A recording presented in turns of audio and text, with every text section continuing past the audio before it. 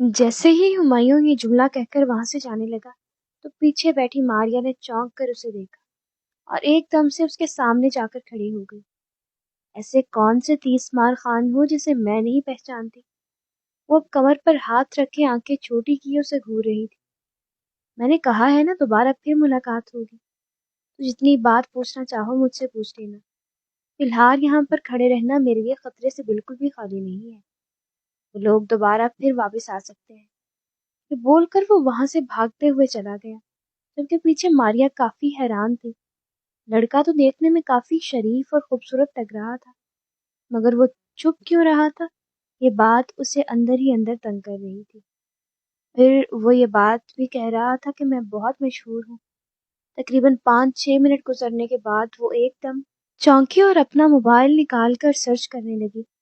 آیا کہیں وہ کوئی اداکار تو نہیں تھا جس کے ساتھ وہ سیلفی لینے سے رہ گئی؟ اسے کافی افسوس ہو رہا تھا۔ پاکستان میں اس وقت جتنے بھی اداکار تھے انہیں گوگل پر سرچ کرنے کے باوجود اسے وہ چہرہ نہیں ملا تھا جس کی ابھی ماریا نے مدد کی تھی، اور وہ یہ بھی کہہ رہا تھا کہ وہ کافی مشہور ہے۔ تقریباً آدھا پونا گھنٹہ اسے بات پر الجھنے کے بعد اس نے مٹی ڈال دی اور ٹرین کا انتظار کرنے لگی، مگر ٹرین بھی شاید آج مردوں سے کہیں شرط لگا کر ہی سوئی ہوئی تھی۔ تقریباً 3 گھنٹے ہو گئے تھے اسے اسٹیشن پر بیٹھ کر ٹرین کا انتظار کرتے ہوئے، مگر ابھی تک وہ نہیں آئی تھی۔ بے چینی سے ماریا نے چادر اپنے چاروں طرف لپیٹی اور بینچ پر پیر اوپر کر کے بیٹھ گئی۔ تبھی دائیں جانب سے ایک آدمی آیا اور اس کے سامنے کھڑے ہوتے ہوئے بولا، کہاں ہے وہ میت؟ ماریا نے چونک کر اس آدمی کو دیکھا اور پھر اپنا حلق تر کرتے ہوئے بولی، کون سی میت؟ وہی جس پر بیٹھی ابھی رو رہی تھی تم؟ اگر تمہیں ہماری کوئی مدد چاہیے تو بتاؤ، میں ایمبولینس بلا دیتا ہوں، وہ میت کو گھر تک پہنچا دے گی۔ یہ بات کرتے ہوئے وہ آدمی اسے بڑے غور سے دیکھ رہا تھا۔ جبکہ ماریا کو کچھ بھی سمجھ نہیں آ رہا تھا کہ اب اس انسان سے اپنی جان کیسے چھڑوائے گی۔ اس کا دیکھنا کافی تفشیشی لگ رہا تھا۔ جب تمہیں میری مدد کرنی چاہیے تھی تب تو تم نے میری مدد کی نہیں، اب منہ اٹھا کر آ گئے ہو۔ بھیج دی ہے میں نے میت، میری سہیلی کا شوہر تھا، وہ لے گئی ہے اسے۔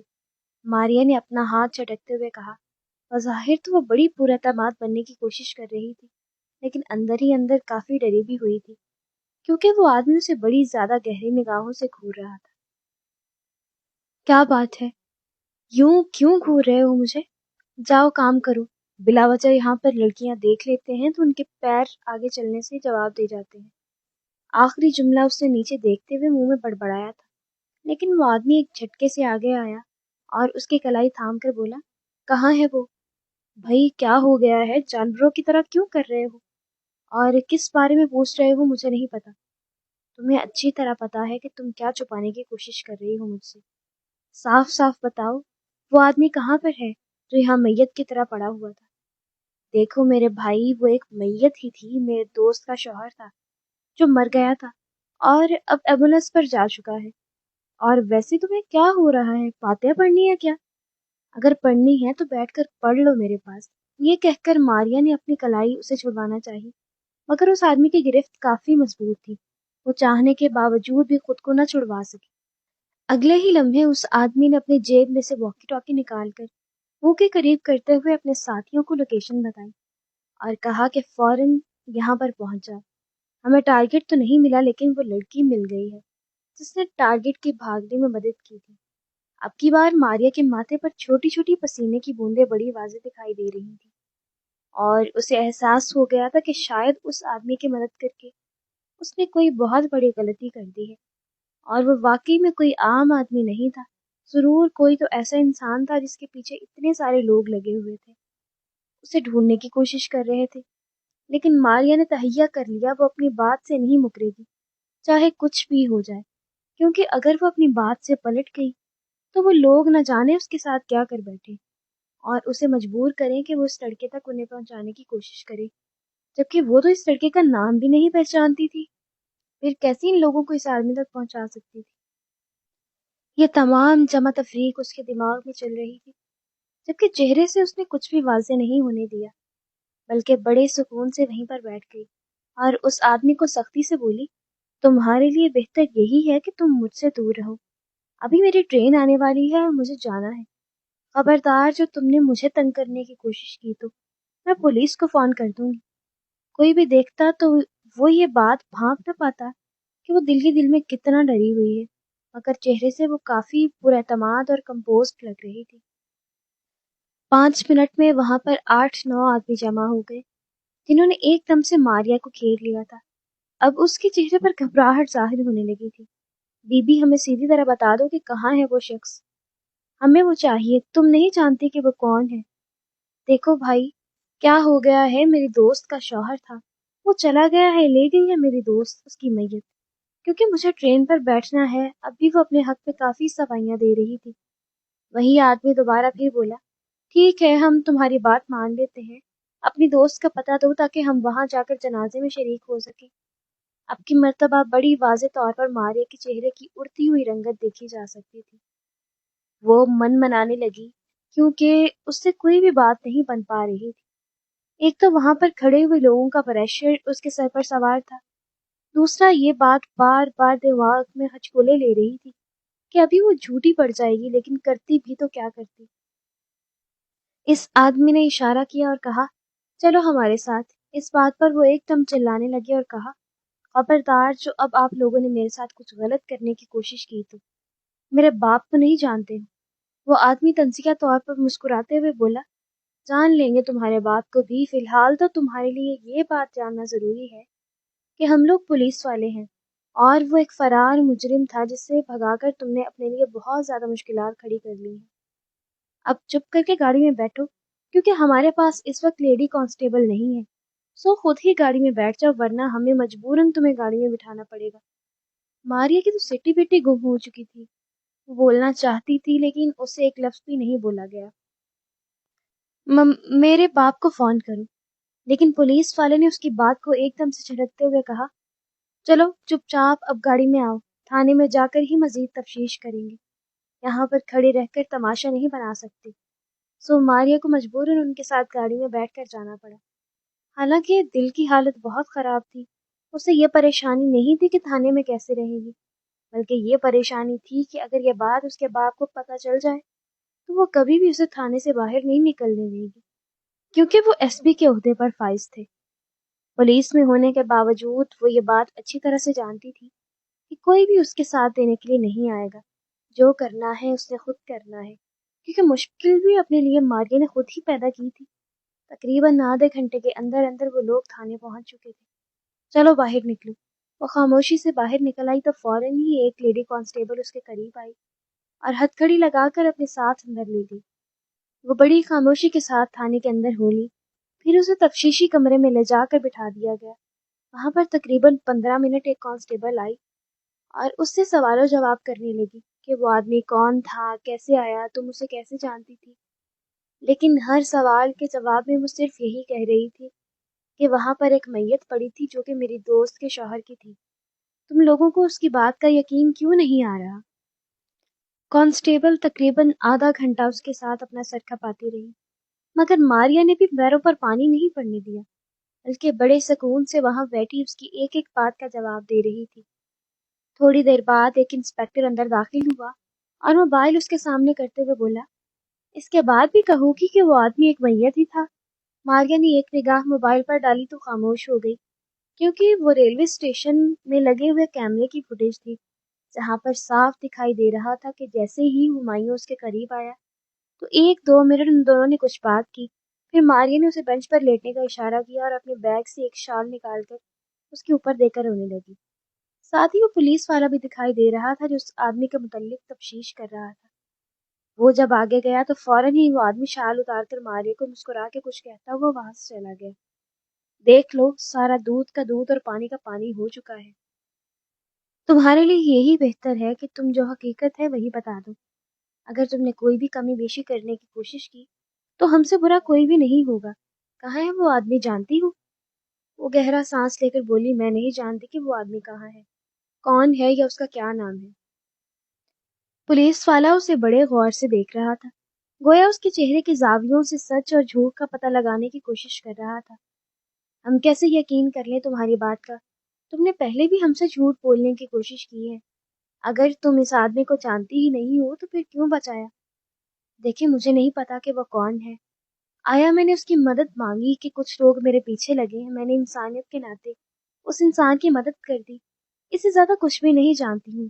ہاں اتنا وہ آدمی ضرور کہہ رہا تھا کہ بڑی حیرت ہے تم مجھے کیوں نہیں جانتی، میں تو بہت مشہور ہوں. اس کے بعد میں نے گوگل پر اس کی سرچ بھی کی مگر مجھے تو کچھ بھی نہیں ملا جو مشہور زمانہ تھا اس آدمی کے متعلق. ہم تمہاری بات کا یقین نہیں کر سکتے. 1 گھنٹے کا وقت ہے تمہارے پاس، اچھی طرح سوچ سمجھ لو اور اس کے بعد ہمیں ہماری بات کا جواب دینا. اور یہ بات بھی اچھی طرح سے دماغ میں بٹھا لو کہ اگر تم نے ہماری منشا کے مطابق جواب نہیں دیا تو پھر انجام کی ذمہ دار تم خود ہوگی. یہ بول کر وہ وہاں پر رکا نہیں اور تیزی کے ساتھ کمرے سے باہر نکل گیا، جبکہ اس کی حالت کافی خراب ہو چکی تھی. وہ کیا کرتی دماغ کو پورا دوڑا رہی تھی مگر کوئی بھی بات ایسی دماغ میں نہیں آ رہی تھی جو ان پولیس والوں کو بتا کر وہ اپنی جان چھڑوانے کی کوشش کرتی. ٹرین تو اس کی نکلنے والی نکل چکی تھی تو اس کے متعلق وہ اتنی پریشان نہیں تھی. اپنے ہاسٹل میں ہی جانا تھا تو اب یہاں سے گھر واپس چلی جائے گی. یا تو اتنا پریشانی کا معاملہ نہیں تھا مگر اصل پریشانی کی زبان تھی وہ یہی تھی کہ کیسے ان لوگوں کو یقین دلائے. تھوڑی دیر بعد وہ پولیس والا کمرے میں آیا اور سخت لہجے میں بولا، بتاؤ میڈم، جو بھی بات ہے سچ سچ بتا دو. اگر اب تم نے اس آدمی کا ٹھکانہ نہ بتایا تو پھر ہماری لیڈی کانسٹیبل ہی تم سے پوچھے گی. 1 نمبر لکھو. اس نے اشارہ کیا تو وہ فٹافٹ اپنا موبائل نکال کر اس کی جانب متوجہ ہو گیا. ماریا نے 1 نمبر لکھوایا اور کہا کہ یہاں پر فون کر کے بتاؤ کہ ماریا آپ لوگوں کی حراست میں ہے. کس کا نمبر ہے یہ؟ پولیس والے نے غور سے اسے دیکھتے ہوئے پوچھا تو وہ کندھی اچکا کر بولی، اس کا ہوگا جس کے بارے میں پوچھ رہے ہو، اسی کا نمبر ہے، آ جائے گا وہ، یا تم لوگوں کو اپنا ٹھکانہ بتا دے گا. میں نہیں جانتی اسے، اس سے زیادہ مجھ سے کچھ مت پوچھنا جب تک وہ شخص خود یہاں پر نہ آ جائے. اور تمہیں لگتا ہے کہ وہ یہاں پر تمہیں بچانے کے لیے آ جائے گا؟ ظاہر ہے اسے آنا ہی پڑے گا. جاؤ اب بلا وجہ میرا دماغ مت خراب کرو. ماریا نے انتہائی تحقیر سے کہا. وہ انسپکٹر چند لمحے تو اسے گھورتا رہا لیکن پھر ضبط کرتے ہوئے وہاں سے باہر نکل گیا کیونکہ وہ جان چکا تھا یہ لڑکی سیدھی نہیں کافی ٹیڑھی ہے. جو نمبر اس نے بتایا تھا وہاں پر فون کر کے اس نے ماریا کے متعلق اطلاع دی تو فوراً ہی دوسری جانب فون کٹ گیا. ٹھیک آدھے گھنٹے بعد باہر ایک دم سے شور مچ گیا کہ ایس پی صاحب آئے ہیں. ماریا نے اپنے باپ کا نمبر دیا تھا. وہ انسپکٹر ان کے پروٹوکول میں بیٹھ بچ جا رہا تھا. اس پر وہ سختی سے بولا، ماریا کہاں پر ہے؟ سر آپ اس عورت کو کیسے جانتے ہیں؟ وہ ایک مجرم کے ساتھ ملی ہوئی ہے. ہم اس کیس کی تفتیش کر رہے ہیں، بہت جلد انشاءاللہ ہمیں کامیابی مل جائے گی. اس بات پر ایس پی نے گھور کر اسے دیکھا اور کہا، ماریا کہاں پر ہے؟ اسے لے کر چلو اس کے پاس. اس کے بعد انسپکٹر کے پاس درمیانی کوئی بھی راہ نہیں تھی. وہ خاموشی سے انہیں ماریا کے پاس لے گیا تو وہ بڑے سکون سے بیٹھی رہی. اندر جا کر ایس پی صاحب نے اسے گھورتے ہوئے کہا، کیا کیا ہے تم نے جو یہاں پر لے کر آئے ہیں تمہیں؟ انہی کو پوچھ لیں، میں کیا بتاؤں. ایک آدمی کی مدد کر دی ہے وہی گلے پڑ گیا ہے. یہ بات وہ کہہ تو بڑے نارمل لہجے میں رہی تھی لیکن اندر ہی اندر کانپ بھی رہی تھی کیونکہ وہ اپنے باپ کو اچھی طرح سے جانتی تھی. ان کا کوئی بھی بھروسہ نہیں تھا کہ اگلے ہی لمحے وہ ماریا کو ہی تمام معاملے کا قصوروار ٹھہرا دے. جمشید باہر لے کر آؤ اسے، بیٹی ہے یہ میری، اور اپنی تفتیش سے میری بیٹی کو دور رکھو. یہ بات سننے کی دیر تھی کہ جمشید ہکا بکا ماریا کو دیکھنے لگا. اسے تو غشی کے دورے پڑ رہے تھے. یہ سوچ کر کے وہ ایس پی صاحب کی بیٹی تھی. اگر انہوں نے ہی جمشید کو سسپینڈ کر دیا تو پھر کیا کرے گا وہ؟ بہت ساری فکریں تھیں تو اس کے دماغ میں گھوم رہی، لیکن فی الحال اس نے ماریا کو وہاں سے اٹھایا اور اپنے دفتر میں لے جا کر بٹھا دیا. ایس پی صاحب وہاں پر پہلے سے ہی موجود تھے. سگریٹ کا کش لیتے ہوئے انہوں نے بڑے غور سے ماریا کو دیکھا اور کہا، مجھے پوری بات جمشید بتا چکا ہے، بلکہ وہ فوٹیج بھی دکھا چکا ہے. اب بہتر ہے کہ ان سب سے نکلنے کے لیے تم پولیس کی مدد کرو. وہ اس شہر کا سب سے بڑا گینگسٹر ہے اور پولیس مسلسل اس کی تلاش میں لگی ہوئی ہے. جیسے بھی کرو تمہیں اس آدمی کو پکڑوانا ہے، سمجھ آ رہی ہے نا؟ ماریا کی حالت یوں تھی کہ آسمان سے گرا کھجور میں اٹکا. وہ ایک بات سے تو نکل چکی تھی لیکن اب کہاں سے جا کر اس گینگسٹر کو پکڑ کے لاتی؟ بلکہ یہ بات اندر ہی اندر اسے کافی ڈرا رہی تھی کہ وہ اتنا معقول دکھنے والا انسان اصل میں گینگسٹر ہے. بابا لیکن میں پکڑ کے کیسے لا سکتی ہوں اسے؟ بالکل ویسے ہی جیسے اسے تم نے بھگایا ہے۔ خیر باقی کے تمام تفصیلات جمشید تمہیں دے دے گا۔ جاؤ جا کر ملو اس لڑکے سے اور اسے واپس پکڑواؤ، لیکن اگر تم یہ سب کرنے میں ناکام رہی تو میں واقعی میں تم پر ایف آئی آر کاٹ دوں گا۔ ایس پی صاحب کا لہجہ کافی سپاٹ تھا۔ ماریا کو ان سے کافی خوف محسوس ہو رہا تھا۔ وہ ہاں میں سر ہلا کر چپ چاپ کمرے سے باہر نکل آئی، لیکن اندر ہی اندر خود پر شدید قسم کا غصہ آ رہا تھا۔ اب وہ کہاں پر جا کر اس انسان کو ڈھونڈتے جس نے بلا وجہ اس کے لیے مشکلات کھڑی کر دی تھی۔ ایک تو بھلائی کا زمانہ بھی نہیں تھا جس کے لیے مدد کرنے جاؤ، الٹا اسی کی خاطر مصیبتوں میں پھنس جاتے تھے۔ تھانے سے باہر نکلتے ہوئے اس کا منہ بری طرح سے بنا ہوا تھا اور رہ رہ کر اس لڑکے کے ساتھ اپنے بابا پر بھی غصہ آ رہا تھا۔ اتنی بھی کیا اصول پسندی تھی اس پولیس کے شعبے میں۔ ہر کوئی فریب کرتا ہے، اگر تھوڑا سا فریب اپنی بیٹی کے لیے وہ بھی کرتے یا پھر بڑے آرام سے ان تمام معاملوں میں سے باہر نکال لیتے تو کیا تھا، مگر نہیں، انہیں ہمیشہ اپنے اصولوں کی پڑی تھی۔ دل ہی دل میں کڑتے اس نے رکشہ روکا، لیکن تبھی پیچھے گاڑی کا ہارن سنائی دیا۔ وہ اچھی طرح سے جانتی تھی کہ وہ گاڑی کا ہارن کسی اور کا نہیں بلکہ ایس پی صاحب کا ہے جو اس کے باپ لگتے ہیں۔ ماریا نے مڑ کر بھی نہیں دیکھا اور چپ چاپ رکشے میں بیٹھ گئی۔ بہت خفا تھی وہ بابا کے ساتھ، اب تو گھر جا کر ان سے دو دو ہاتھ کرے گی۔ ان سے ڈر تو لگتا تھا لیکن وہ ان سے مقابلہ بھی پورا کرتی تھی، مگر گھر جانے کے بجائے وہ چپ چاپ ایک ریسٹورانٹ میں آ کر بیٹھ گئی۔ سر اس وقت شدید درد سے پھٹ رہا تھا۔ صبح کا وقت ہو رہا تھا، پوری رات جاگنے کے بعد بھی کچھ کھانے کو نہیں ملا تھا۔ وہ بیٹھ کر کافی کا ایک ایک گھونٹ بھرنے لگی، ساتھ ہی یہ بھی سوچ رہی تھی کہ کیسے اس انسان تک پہنچے یا اس سے رابطہ کرنے کی کوشش کرے، مگر ان سب کی نوبت ہی نہیں آئی کیونکہ کوئی شخص تیز تیز قدم اٹھاتا اس کے قریب آیا اور پھر سامنے والی کرسی کھینچ کر بیٹھ گیا۔ اس وقت وہ ٹی شرٹ، جینز اور سر پر پی کیپ رکھے ہوئے تھا۔ چہرہ اس نے نیچے کی جانب جھکایا ہوا تھا تو ماریا واضح طور پر اس کی شکل دیکھنے میں ناکام رہی۔ تبھی ٹیبل پر ہاتھ مار کر بولی، اور بھائی کون ہو تم؟ اٹھو یہاں سے، یہ ٹیبل میرا ہے، اور کوئی خالی جگہ دیکھو۔ کوئی اور جگہ دکھائی نہیں دے رہی تمہیں کیا جو میرا دماغ خراب کرنے کے لیے آ گئے ہو؟ وہ اب اگلی جانب سے جواب کا انتظار کر رہی تھی، تبھی اس انسان نے اپنی پی کیپ تھوڑی اوپر کر کے چہرہ اٹھایا تو ماریا کا منہ کھلے کا کھلا رہ گیا۔ وہ ایک دم سے ارد گرد دیکھتے ہوئے بولی، تم نے جتنی مشکل میں مجھے ڈالا ہے نا وہ تو میں تم سے حساب لیتی ہوں۔ یہ کہتے ہوئے اس نے اپنے منہ پر ہاتھ پھیرا۔ اب اتنا بھی کوئی تنگ نہیں ہوئی تم جتنی باتیں کر رہی ہو؟ دوبارہ پھر پی کیپ اپنے آدھے چہرے پر کرتا ہوا اسے مسکرا کر بات کرنے لگا۔ اگر کوئی بھی ان دونوں کو وہاں پر بیٹھے ہوئے دیکھ لیتا تو ماریا کی شکل تو دیکھنے والوں کو دکھائی دے جاتی، مگر اس لڑکی کی شکل دیکھنے میں اسے کافی مشکل کا سامنا کرنا پڑ سکتا تھا۔ اٹھو یہاں سے، چلو میرے ساتھ تھانے، میری زندگی عذاب کر دی ہے تم نے۔ بغیر وجہ کی میں نے تمہاری مدد کیا کر دی؟ تم تو میرے سر پر ہی چڑھنے لگ گئے ہو۔ وہ واقعی میں اس کے ساتھ دو دو ہاتھ کرنے کا پروگرام رکھتی تھی۔ اس پر ہمایوں نے بڑے غور سے اسے دیکھا اور کہا، لڑکی تیکھی تو کافی ہو تم ویسے۔ پھر ان پولیس والوں کے ہتھے کیسے چڑھ گئی؟ وہاں پر بھی کوئی نہ کوئی بہانہ بنا کر نکل جاتی۔ میں اتنا بڑا گینگسٹر ہونے کے باوجود اپنا دماغ نہیں چلا سکا جتنا 2 لمحوں کے اندر اندر تم نے چلا لیا۔ مجھے چھپنے کو کوئی جگہ نہیں مل رہی تھی، لیکن تمہاری اداکاری کو تو خراج تحسین پیش کرنے کا دل کرتا ہے۔ ویسے رو رہی تھی کہ مجھے خود پر حیرت ہونے لگی کہ کتنا بیکار ہوں میں۔ اب وہ واقعی میں یوں بات کر رہا تھا کہ اسے خود پر کافی افسوس ہو رہا تھا۔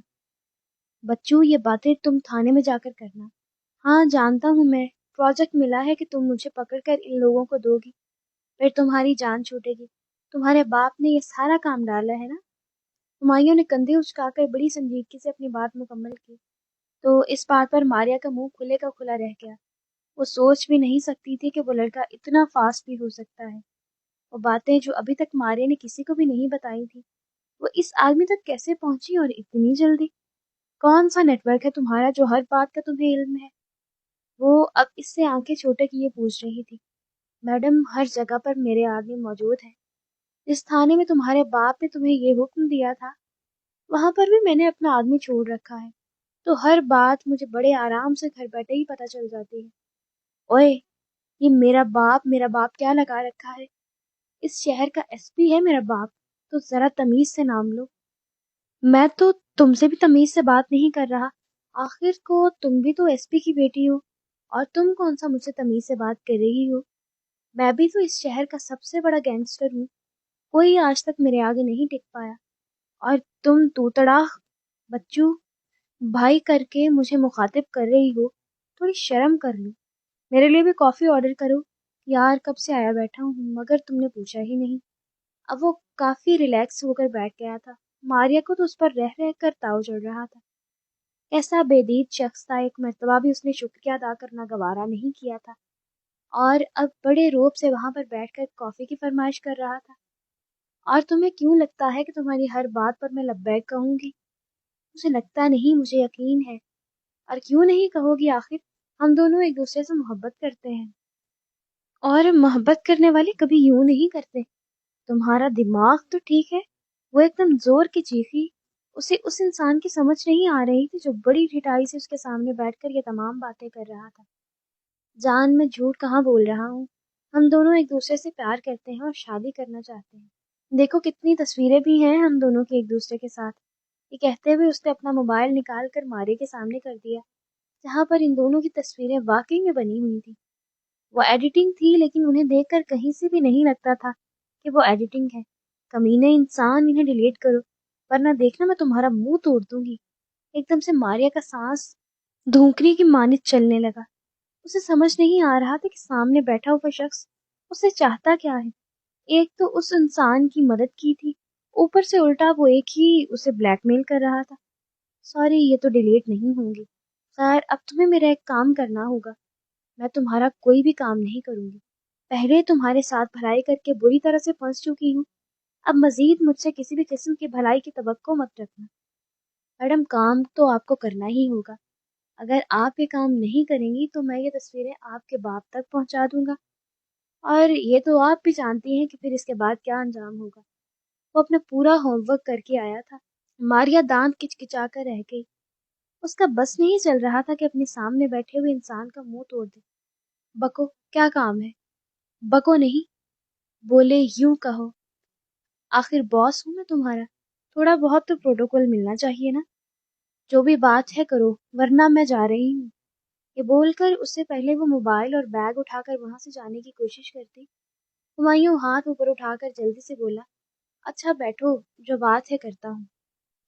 وہ چپ کر کے بیٹھ گئی۔ تمہیں میرے خلاف جتنے بھی ثبوت اور گواہ ہیں وہ مٹانے ہوں گے، اور میں ایسا کیوں کروں گی؟ کیونکہ ہم دونوں ایک دوسرے سے محبت کرتے ہیں جانے من۔ یہ کہتے ہوئے اس نے اپنی دائیں آنکھ سے اسے اشارہ کیا۔ میرا بس نہیں چل رہا کہ میں تمہیں ابھی یہیں پر مار ڈالوں۔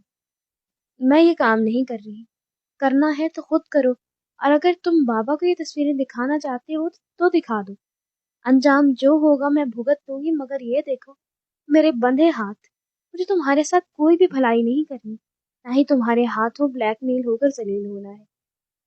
واقعی میں اس کی بس بس ہو چکی تھی۔ ایک لمحے کے لیے تو ہمایوں خاموش ہو گیا، پھر نرمی سے اسے دیکھتے ہوئے بولا، اچھا اب دھیان سے میری بات سنو، کب سے میں تمہاری باتیں ہی سن رہی ہوں، مجھے بولنے کا موقع ہی کب دے رہے ہو تم؟ خیر، آخری جو تم نے سنہرے الفاظ بولے ہیں وہ بولو اور بات ختم کرو۔ ماریا نے اس پر احسان کرتے ہوئے کہا تو وہ چند لمحے بڑے غور سے اسے دیکھتا رہا، پھر نرمی سے بولا، میں یہ کام واقعی میں چھوڑنا چاہتا ہوں۔ ہاں، میں مانتا ہوں کہ میں بہت آگے آ گیا ہوں، گینگسٹر بننا کوئی بچوں کا کھیل نہیں ہے، لیکن میں ان سب سے نکلنا چاہتا ہوں۔ ہاں، قتل کر کے نکلنا چاہتے ہو؟ وہ منہ میں بڑبڑائی تو فوراً ہی ہمایوں سے ٹوکتے ہوئے بولا، ایکسکیوز می، اب یہ زیادہ ہو رہا ہے، میں نے کبھی کوئی قتل نہیں کیا، ٹھیک ہے نا؟ وسطوں کو ڈرا دھمکا کر ان کی پراپرٹی پر قبضہ کرتا ہوں، اور تو کچھ نہیں ہے۔ تم تو یہ کام پھر چھوڑنا کیوں چاہتے ہو؟ کیا ڈر گئے ہو میں تمہیں پولیس کے حوالے نہ کر دوں؟ ارے اتنا دمخم نہیں ہے تم میں کہ تم یہ کام کرو، بس میں کہہ رہا ہوں کہ مجھے یہ کام چھوڑنا ہے تو چھوڑنا ہے، اور یہ کام چھوڑنے کے بعد میں دوبارہ پھر ان تمام باتوں میں پڑنا نہیں چاہتا۔ تبھی تمہاری مدد لینا چاہتا ہوں کہ تم میرے خلاف تمام ثبوت اور گواہوں کو مٹا دو، اور تم یہ کام کر بھی سکتی ہو۔ میں وعدہ کرتا ہوں کہ آئندہ ان سب باتوں میں نہیں پڑوں گا، اور میں تمہاری ان تمام باتوں کا یقین کیسے کر لوں؟ اس نے تیکھے لہجے میں پوچھا تو وہ مسکرا کر بولا، قسم نہیں کرتا۔ خبردار جو میری جھوٹی قسم کھانے کی کوشش کی تو مجھے یقین دلاؤ کہ تم واقعی میں یہ کام چھوڑنا چاہتے ہو، اور اگر ایسا نہیں ہے تو میرے لیے مشکلات مت پیدا کرو اور چلو میرے ساتھ تھانے، کیونکہ اگر میں نے یہ سب کچھ نہ کیا تو میرا باپ مجھے کچا چبا جائے گا۔ بالآخر ماریا نے سچ بول ہی دیا، ایک پین ڈرائیو ہے اور وہ بھی تمہارے باپ کے پاس ہے۔ کیونکہ میرا بہت ہی ہائی پروفائل مجرم کے طور پر مشہور ہوں تو میرے خلاف جتنے بھی ثبوت ہیں وہ تمہارے باپ نے ہی اپنی کسٹڈی میں رکھے ہوئے ہیں۔ اگر تم وہ ڈرائیو میرے حوالے کر دو تو میں وعدہ کرتا ہوں کہ آئندہ تمہیں کسی بھی قسم کی مشکل کا سامنا نہیں کرنا پڑے گا۔ اور میں تمہاری بات کیوں مانوں؟ ماریا تیکھے لہجے میں بولی تو وہ خاموشی سے اسے دیکھتا رہا اور پھر اپنا موبائل اٹھاتا ہوا اٹھ کر کھڑا ہو گیا اور نرمی سے بولا، 1 ہفتہ ہے تمہارے پاس، یہیں پر اسی وقت ٹھیک اگلے ہفتے میں تمہارا انتظار کروں گا، وہ ڈرائیو لے کر آ جانا۔ یہ بول کر وہ رکا نہیں اور تیزی سے جیسے آیا تھا ویسے ہی باہر چلا گیا۔ پیچھے ماریا کا دل چاہ رہا تھا کہ اپنے بال نوچ لے، عجیب روب تھا جو لڑکا اس پر ڈال رہا تھا۔ نہیں، کبھی بھی نہیں، وہ کسی صورت ایسا نہیں کرے گی۔ خیر، خاموشی سے اپنی کافی ختم کر کے وہ گھر واپس آ گئی۔ بابا نے سختی سے منع کیا تھا کہ خبردار، گھر جا کے بعد کسی کو بھی نہیں بتاؤ گی تم، یہ ہم دونوں کے درمیان ہی رہے گی۔ اور ایسا ہی تھا، وہ خاموشی سے گھر آئی تو اماں دیکھ کر کافی حیران ہوئی اور بولی کہ تمہیں تو میں نے ہاسٹل کے لیے بھیجا تھا، تو پھر تم یہاں پر آج گھر کیا کر رہی ہو؟